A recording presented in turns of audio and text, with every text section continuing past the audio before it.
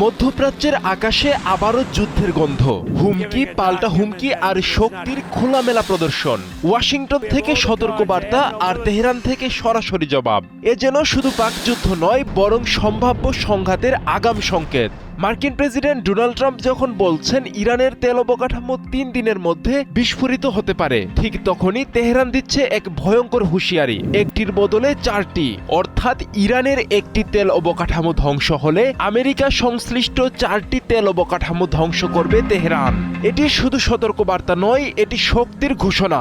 ইরানকে চাপে রাখা যায়, কিন্তু ভাঙা যায় না। ঘটনার সূত্রপাত এক টেলিভিশন সাক্ষাৎকারে।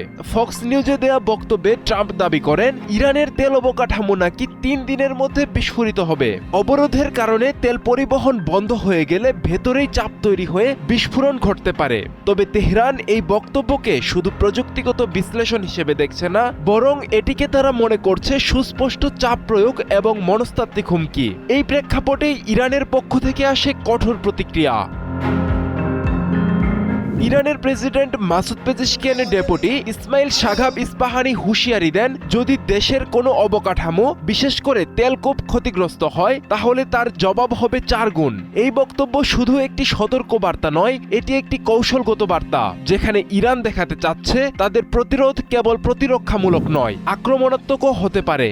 বিশ্লেষকরা বলছেন ইরানের এই ৪ গুণ প্রতিক্রিয়া নীতি আসলে একটি ডিটারেন্স বা প্রতিরোধমূলক কৌশল, অর্থাৎ শত্রুকে আগেই জানিয়ে দেয়া, আঘাত এলে তার মূল্য দিতে হবে বহুগুণ।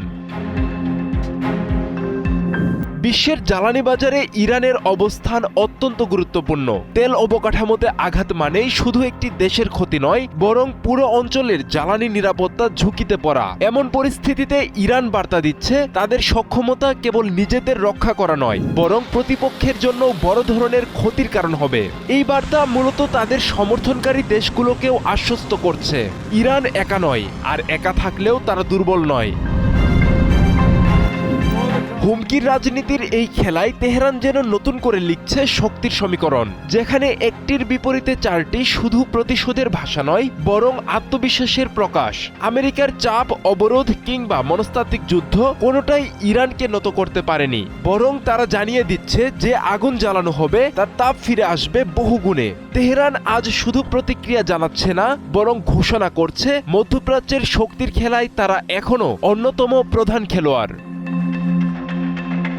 আব্দুল্লাহ আল মারুফ, ৭১।